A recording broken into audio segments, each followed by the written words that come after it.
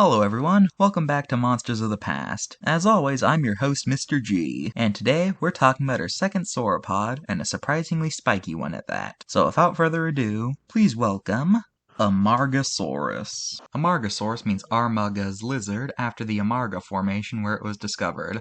Amargasaurus was a digryosaur, which are a group of sauropods closely related to diplodocids, with the main difference being the shorter necks and overall smaller body size. Amargasaurus was a herbivore that lived during the early Cretaceous in South America. Amargasaurus was discovered in 1984 on a fossil expedition by Guillermo Rogia, and to this day only one skeleton has ever been found.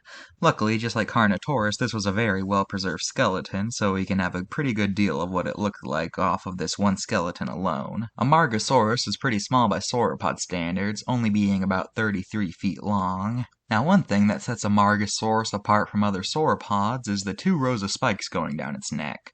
Throughout the years, many theories have been proposed as to what purpose those spikes had. It used to be widely believed that Amargasaurus had a sail covering the spines, but nowadays most paleontologists don't believe this due to the fact that having a sail would have made it harder for the dinosaur to turn its neck.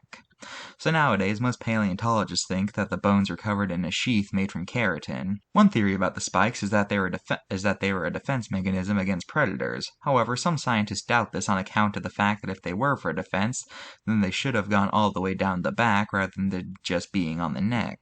Nowadays, the most popular theories include the idea that the spines are a form of recognition among individuals, the idea that they were a sexually dimorphic trait that only males had in order to fight each other during mating season, and the idea that the spines were used as a mark of maturity with older individuals having longer spines.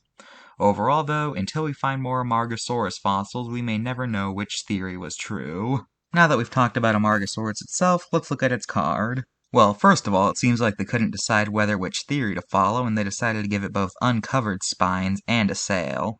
I'm not even sure if I should deduct points for this or not, because I'm too confused to be sure whether or not this counts as aging well. One thing that hasn't aged well is the fact that just like Apatosaurus, they put its nose on top of its head, which as I said in that video is a theory that has been discredited.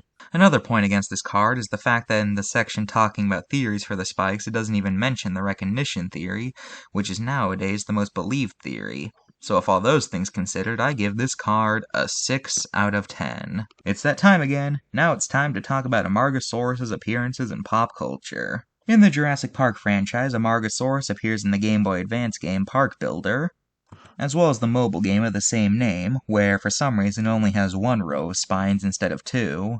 It also appears in Jurassic World the game, where they removed the sails and made it entirely spiny. And Amargasaurus makes a background appearance in Land Before Time 10. And finally, the Pokemon Aurorus is based on an Amargasaurus. That's all for this episode of Monsters of the Past. Join me next time when we go back to the sea to talk about Jaws' granddaddy.